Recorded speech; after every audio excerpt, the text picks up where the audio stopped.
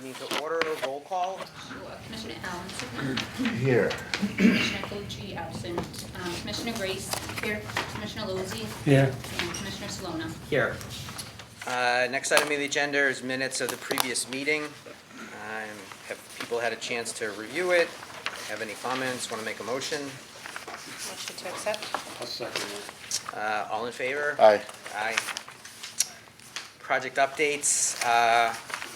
Wastewater? The wastewater treatment plant contract, it's been going on obviously for close to 4 years now. The April invoice is in your package for $741,447. A summary, the invoice payment summary, again, it's the 45th invoice. You can see we're getting to the finish line. We got $3 million worth of work left and about $3 million in retainage, so we're getting there. Things are going well. The next is the application for payments. Again, we're 96% complete. 2,998 million in work to finish, and about 3.3 in retainage. So we are still holding money if we have any problems. The June agenda for the meeting, we're looking for substantial completion of the facility by the end of June, early July. There'll be walkthroughs of all the wastewater facilities. The pump stations are progressing well. Washington Street's been resolved. Reed Street, we still have a little bit of issues, and the other ones are moving fairly well. The wastewater treatment plant facility on the next page is essentially done. They're talking about removing some of the work trailers next week or the week after as the punch list items are done. Change orders and allowances, they're both around $3 million.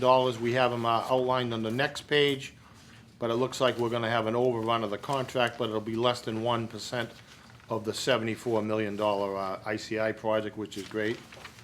Requisitions, we made some headwork with the DEP. We met with Greg Devine. This is only in paying the contractor, of course.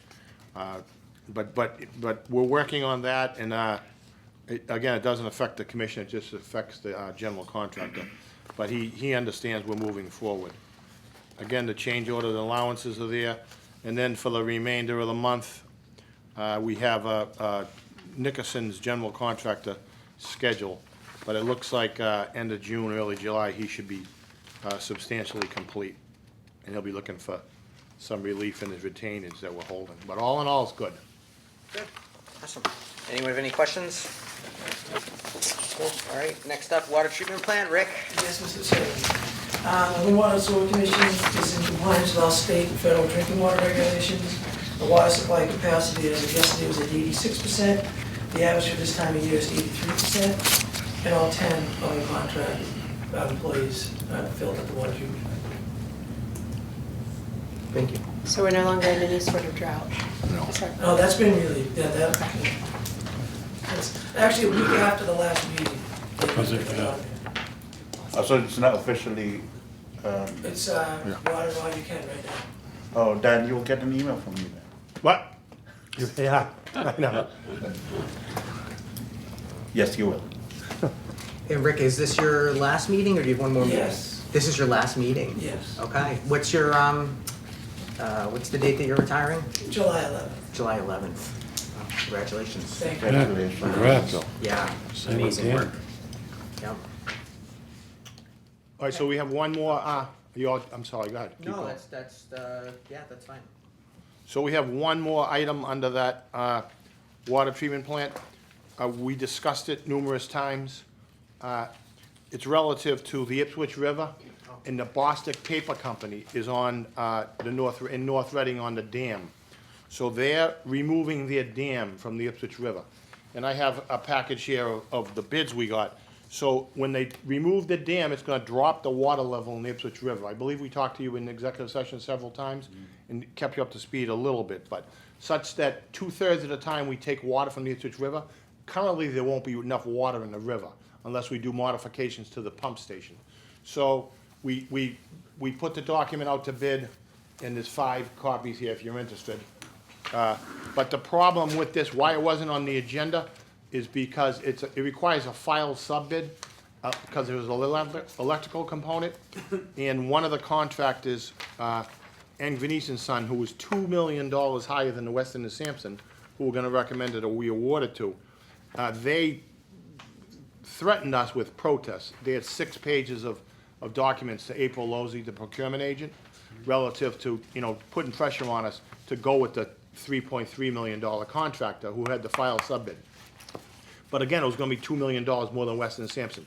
So we got through that, and now back to the bid. So there was a base bid which required one of the pumps in the Ipswich River to be replaced, along with all the work subsurface, the pump.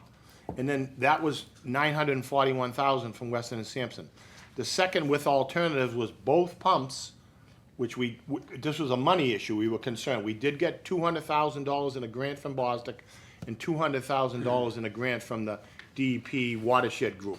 So we do have $400,000 to offset this, but we do have to come up with the rest ourselves. Me, Ryan, and Rick, and Anthony met on the bids, and we decided that for $1.4 million, $1.447667, we're gonna replace both pumps and the subsurface piping, so that for the next 50 years, we wouldn't have to worry about getting water from the Ipswich River.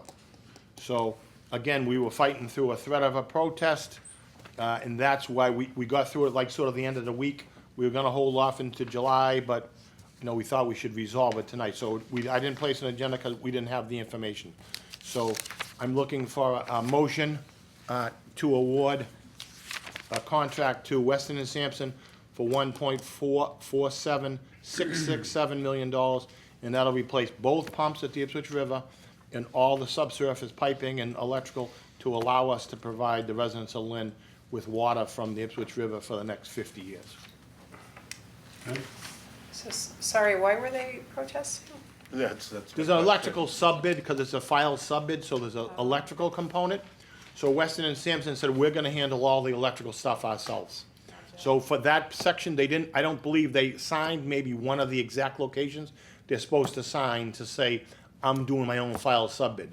And Grenice and Son hired Gustav Electrical for like $300,000. So they wanted the work. So if we said Weston and Sampson wasn't in compliance, then we would have to hire Gustav Electrical. But because Weston and Sampson, I believe they didn't check a box, Rick or Anthony, or they didn't sign something, there was some logistics that the Fair Labor Group or one of the groups that represents the electrical subcontractors threatened with a 6-page document to April saying, we're gonna protest this. But again, there's $2 million delta between Weston and Sampson that's a big at 1.4 and 3.3 for Grenice. So we fought it, CDM supported us, and we came to the conclusion that we have to move forward. Okay. And there's one other, so the other thing is that if Weston Sampson, they stated to us that unless we used their electrician, they were gonna pull their bid. So we would have had no bids, besides the $3 million one. And on the interim, we have the DEP talking to us, when are you gonna get this project done, because they've been holding off the dam removal. And it's been several years now, and they wanna get their project done, so. Okay. It's a no-brainer then, if that's the case. So then I'll make a motion to authorize the executive director to enter into a $1,447,667 contract with Weston and Sampson to make the necessary improvements to the Ipswich River pumping station. A second. All in favor? Aye. Aye. Do we need roll call for that one? Roll call. Okay, Commissioner Adams? Yes. Yes. Commissioner Calucci is absent. Commissioner Grace? Yes. Commissioner Lozey? Yes. And Commissioner Suona? Yes. All right, Anthony, CSO updates? Thank you, Commissioner. So the pump station phase 3 project is starting to come to completion. Currently, they're working on National Grid with the generator. They provide us the proper connection so that we can do the testing for the backup generator. That's the first thing that needs to be done. Secondly, the contract has begun making the final connection of the tunnel. So the phase 2 was the original design for the tunnel, which started at the DPW yard and transversed through the wastewater treatment plant into the ocean. The second phase, Methuen brought that tunnel up to the DPW, right in front of the DPW, and they're gonna make that connection. So that's the big connection of the Horse Main. And that should be done by the end of this month.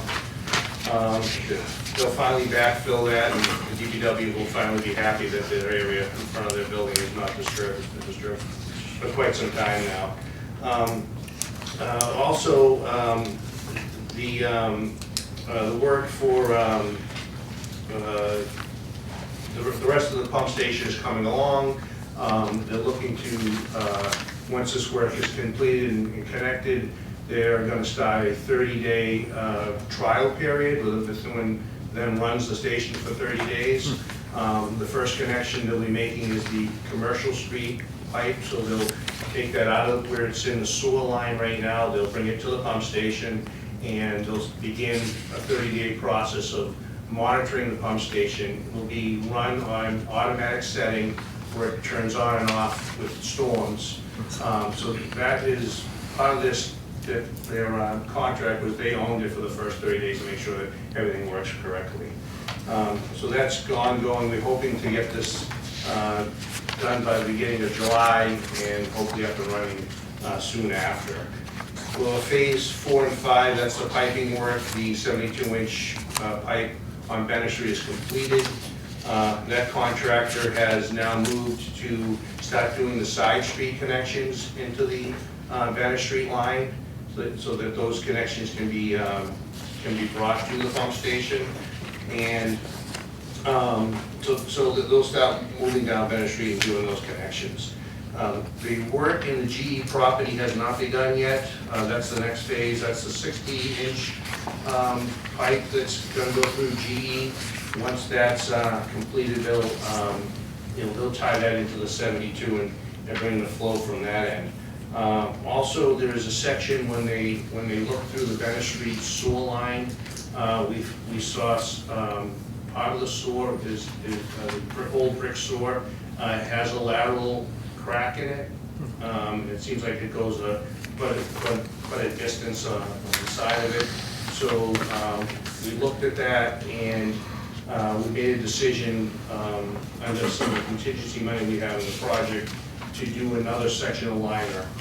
So we're installing the 72-inch right next to the western interceptor. So just to make sure the integrity of that stays strong and good for another 50 years or so, we are going to line that as some additional work to do that.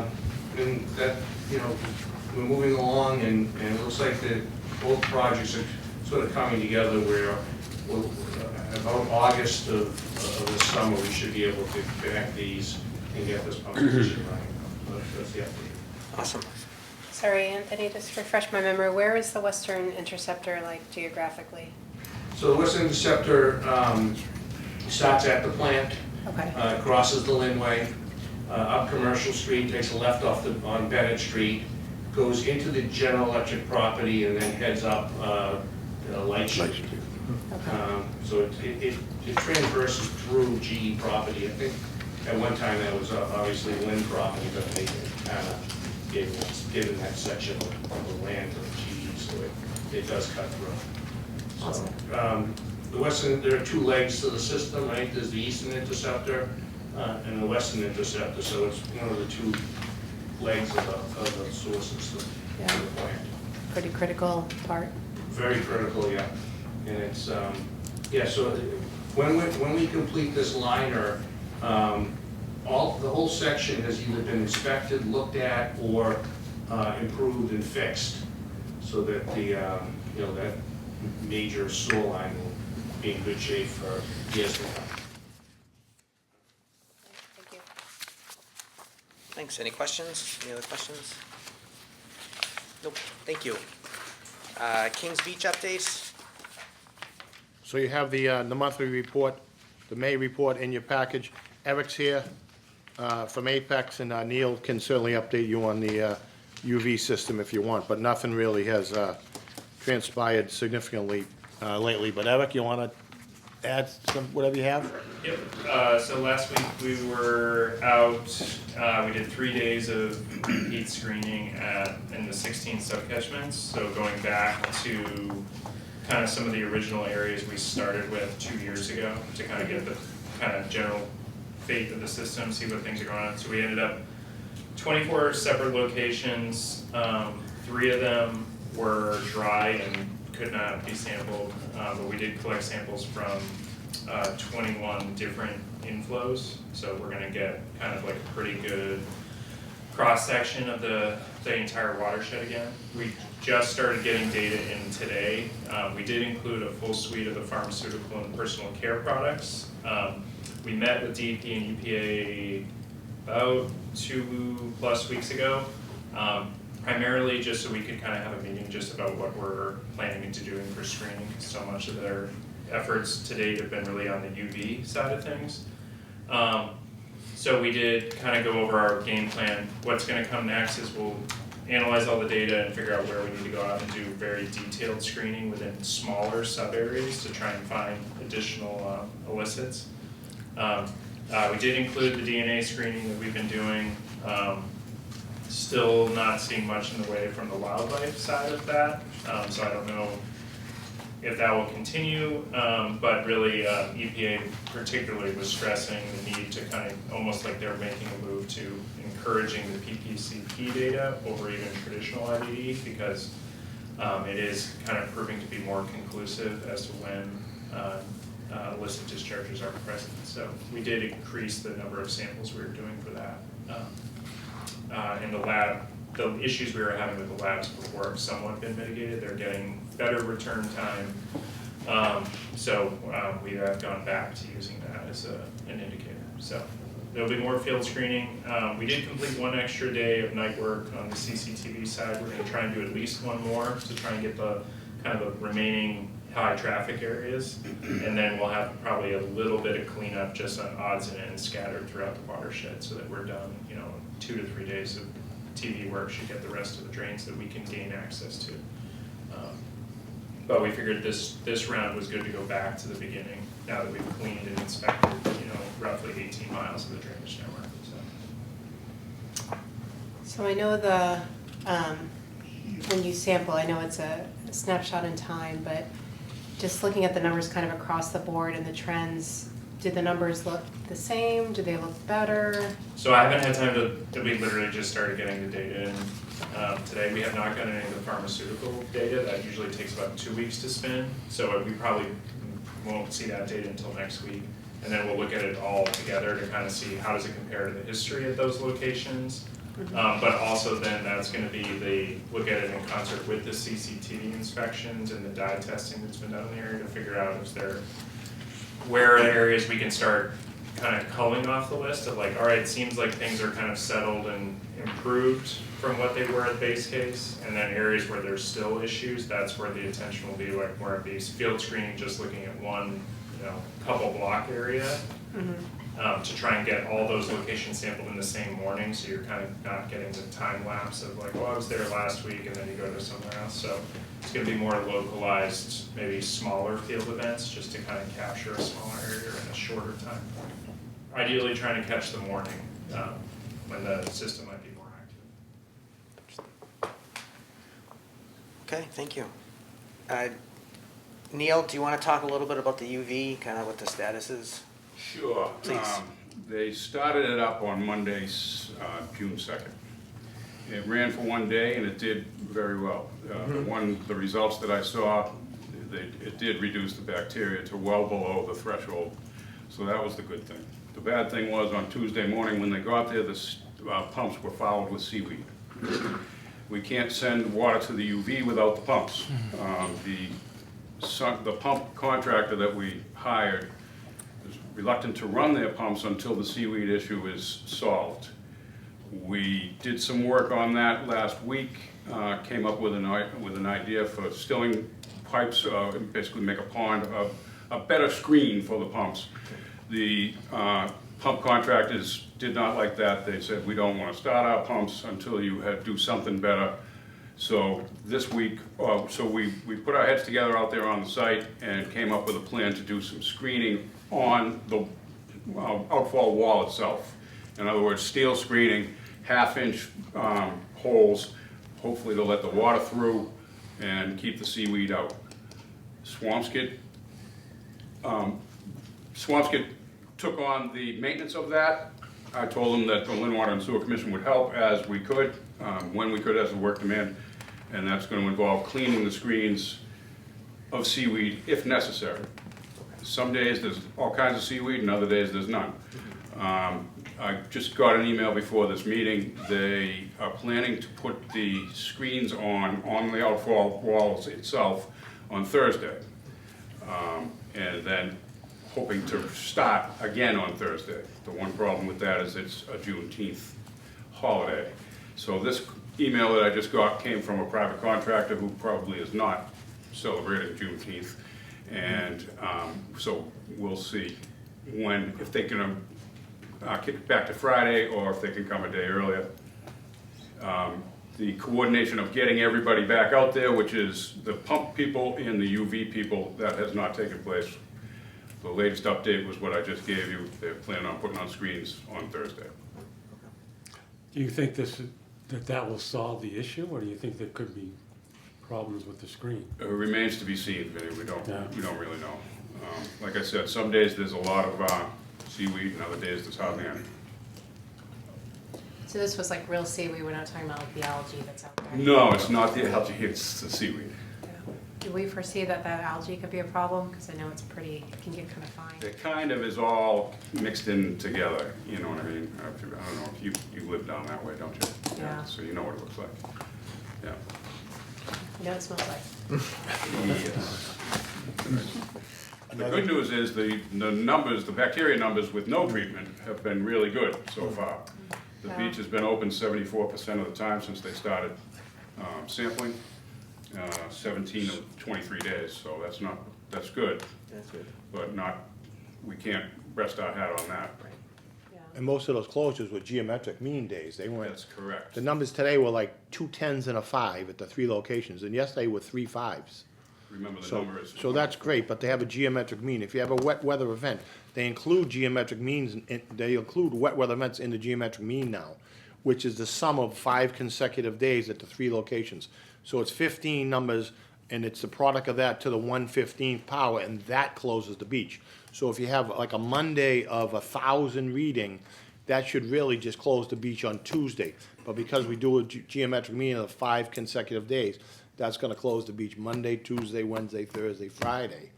That's part of the problem. The numbers this year are tremendous. Yeah. But because one rain event is included in a geometric mean for 5 consecutive days, it kind of skews the numbers. A question? Of course. Neil, another concern by some of the residents, especially in the area, is how loud the generators are. When they attended the town hall meeting at the Lynn Auditorium, it was, City Hall, yeah.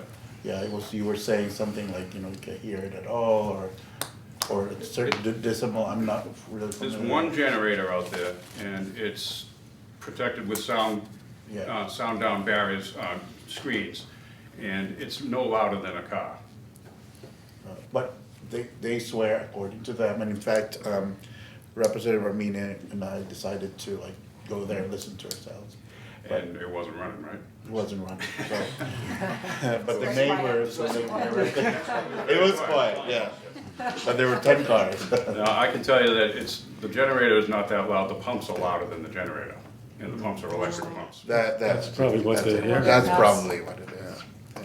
And anyways. They don't know what the generator, who's making that loud noise. Right, Yeah, so- right. So the, Yeah. There's how do we fix that? There are 5 pumps out there, 2 will be running concurrently, Swampscott's and Lynn's, and Lynn has an extra pump. Lynn has 3 pumps on their side. One, because Lynn's flow is greater than Swampscott's, So the second pump for Lynn is to kick on when necessary, and then they have a backup pump, a third pump, just in case of seaweed issues or other things, and when the pumps need maintenance. Swampscott has two pumps. Again, they think that they can handle their flow with one pump, and the second pump is redundancy. How can we lessen the noise of As far as those pumps being loud, they're electric pumps, they are what they are. They're way quieter than a diesel pump. Sorry, I didn't cut you off. Oh, no, it's okay. I mean, I was just gonna say, if you wanna go down there and measure it, you can get like a little decibel thing on your phone. Okay. That'll help you. Happy to put it on there too. I was about to say, can I swing by your house and look at something? Thank you, man. When it gets started again, I'd recommend you go down there and Yeah. listen for yourself to Yeah. see just how, there was a lot of hand wringing about that on the Swampscott side, and I brought one of their water wastewater, what are they, the water committee, so Liz. Yeah. And I brought her to a generator on Bennett Street, and she was amazed at how quiet it actually was compared to the rest of the construction. It's gotta be more quiet than a leaf blower. They're the worst. Yeah, behind the sound system, behind the sound barriers, I think a leaf blower is louder than the generator. Okay, All right, thanks. thanks. You're welcome. Thank you. All right, under business, we have the proposed 2026 operating budget, capital improvement plan, and the rates and fee schedule. Ryan, do you want to take over? Oh, Mr. Chairman, thank you. So we'll need 3 votes today, commissioners, one for the proposed FY 2026 operating budget, the fiscal year 2026 capital improvement plan, and the fiscal year 2026 rates and fees schedule. If anybody has any questions, Did anyone show up to the hearing? No. no, there's no one from the public, just the usual senior staff. The hometown crew. Hometown crew, yes. Okay. And we didn't get any written submissions either at that point. No, No. no written submissions, phone calls, no emails. Sorry, remind me, how much did the rates go up by? What percentage? 54 cents.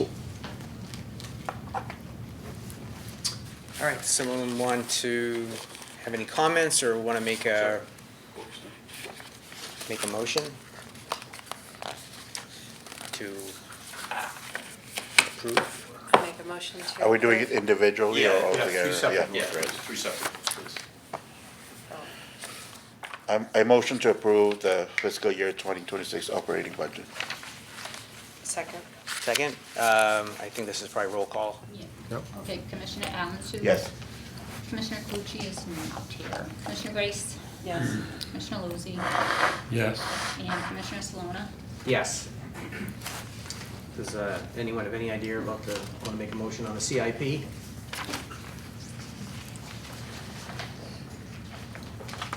Anybody?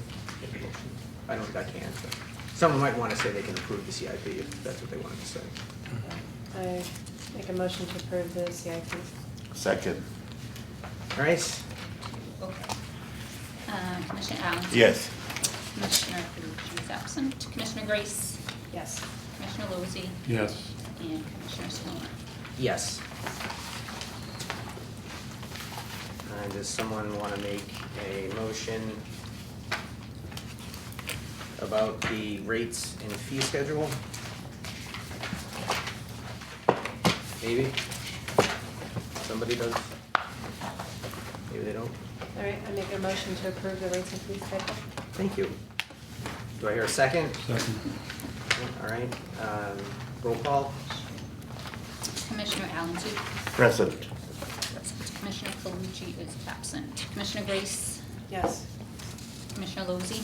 Yes. And Commissioner Salona? Yes. All right, under new business, we have a couple of items. First is we're gonna go into executive session to talk about personnel. Can we get a? That's okay. Need a roll call to go into executive session to discuss personnel matters? Do we? I don't really know. It sounded very. Professionally. Yes, didn't it? So, someone make a motion Sorry, I've been doing it I'm, a while, but I a still don't motion understand how to it do, works. to go to executive session to talk about personnel. Thank you. Second. Second, all in favor? Aye. Good. Call the meeting to order. No votes were taken in executive session. Any other new business? I do have, I have a new business, Mr. Chairman. So I was approached by Ward One Councilor Pete Meany about that water storage tank. And he is been requested by some of the residents of the area that they want to do like a paint, have it painted, have a sort of like a community gathering, like party while doing it. But they don't know where to start. So I discussed this, if it's possible that we could allow the councilor and that community to brainstorm and have a possibility of having that area painted. Sure. So, Want to answer? Go. So first of all, full disclosure with the lawyer, this tank is in my backyard. yeah. Okay, so I'm not soliciting for it, but whatever. So we got an estimate from CDM, I believe it's in the $1.4 million range to sandblast it, protect it from lead, anything. It's structurally fine, it's aesthetically pathetic. Yeah. And we'd like to see improvements, but it's 1.4 million, that would have to come up out of our own money for that. There's no SRF money to have funding for that. Right. So we kind of have more important things going on than, other than sandblast and paint a tank, but I mean, we can certainly look into it further. But it was about $1.4 million, the estimate from the engineer, to do the tank. That sounds ridiculous, but that was the price, so we sort of put it on a back burner. So my recommendation is just to allow Councilor Meany and some of the residents there, which he already organized some, to do some research about the possibility of painting it, not sandblasting or whatever, but we're basically allowing the councilor to make decision basically of a Okay. possibility. Okay, so, but who would paint it? The residents? It will be their problem basically to look for a painter. They would probably talk with Beyond Walls and see if that's possible to bring graffiti artists there to paint. But this is the most important part. They cannot move forward without the approval of this commission as to the design or their plans. Okay. That's my recommendation. Is this the beyond the walls? It sounds like it's beyond the walls. It's the elevated water storage tank No, on but I'm Plain saying, Road. who's gonna paint it? They're also clueless, but they want to be proactive with this. They want to look for a painter. They want to look for budgeting. They want to see who would like to pay for it, because they said, well, since Lynn Water's not doing anything about this, we want to be proactive. So my recommendation is to allow the councilor and the residents there to submit recommendations to this commission for a possible project. So if we could vote for it and allow them to brainstorm, that would be. Is there any problem with painting that, even if you don't sandblast it? Or? Okay, can I just weigh in for a second? Yeah. So, I just want to let you know that we did have CDM Smith do a study on it and do some research on it, and just develop a spec to have it painted. As Dan just mentioned, it's very expensive to paint. They use someone who would paint a bridge is the type of people that paint. I would suggest that we get some input from CDM Smith, because if we paint this thing, I think there's an integrity issue that you're gonna just cover over and may disguise a real problem with the structure itself. I would suggest that we get a little more information. I'm not saying that's not a good idea or doing it. I think we get a little more information just to make sure. I would hate to cosmetically make it look good and then this thing fails later because it wasn't properly addressed correctly. So I would, that's my suggestion. I mean, if they want to do something, but I think there was a process and a procedure to, just for the integrity of the metal itself, so that it's not, I mean, you could paint it and cover up a problem, Right. and then this thing could fail. And if that fails, it's catastrophic. I think we should at least get their opinion on that before, that's my. Can you get that through them? Can you do I that? can, sure, I can even. I was about to ask that as well. I mean, if they wanna do something, Yeah. that's great, that would be wonderful, but I just. Because my recommendation is basically asking his group to do all the legworking for us, because we're all busy in itself. We are fully maxed with all of our expenses. There's this group that wants to be proactive, give them that. That's basically what I'm asking. And I think that's awesome, that's great. Yeah, it is. I just, that we have a head start. They've already done some work Yeah. and some research for it, so. So if you get those information and report to us on our next meeting, Yep. then we can vote on this and see how to move forward. Yeah. How's that? Sounds Okay, good. right. But Just right a now, quick- there's no structural deficiencies or imminent failure issues. There isn't, Right, but, right. there isn't, but again, Rust can there get will covered be at up some and point, be right? Yeah, no, I understand what he's saying, but I just making you sure there's not dangers today. Just a quick question. yeah. Does this have to be, I mean, I'm sure it does, does it have to be inspected at certain intervals, and how is that inspection done? It does. Every 3 years. I believe Rick drops a rover inside the tank, and they do a scraping of the inside of the tank, Okay, and they measure the wall thickness of the tank. And so that's done every so often. Once in a while when they do that, they may find some openings and so forth that they have to cover up and make sure that, rainwater or anything else doesn't get in to compromise the water. But Danny's correct, structurally it's fine, but I'm just thinking long-term that you might want to just. We appreciate your concern about integrity issue. That's very important to us, but, yeah, if you can get that report, so we can have that background, that would be great. Sounds good. Okay, thank you. All right, if that's it, close the meeting. motion Can't to remember. adjourn? Second. All in favor? Rich is not Aye. here. That's right.